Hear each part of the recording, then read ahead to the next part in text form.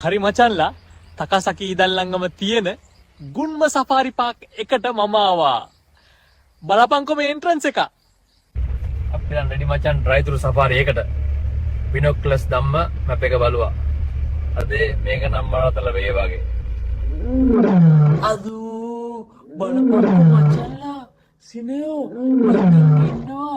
බිනොක්ලස් බලනකොට නම් පට්ට ක්ලියර්. ආෆ්ස්ල බලපංකෝ කොච්චර ලොකු ඇතිද ජීබ්‍රලට ස්ට්‍රයිප්ස් තියෙන කොහොමද කියන්න පුළුවන් කෙනෙක් ඉන්නවද මේක මාරෝ මචන් වයිට් ටයිගර්ස් මෙයා කවුද මචන් මෙයා නම් ගොඩක් රෙයා ලස්සනයි මේක තම ගුන්ම සෆරි පාක් එක ස්පෙෂල් දැන් ටිකක් වෝක් කරන ඒරියා එකට ආවා පොඩි සතුන්ට කේම දෙන්න පුළුවන් මේ හැරි කියුට් හැරි ෆිට් එක්කෙන ඉන්නවා මෑ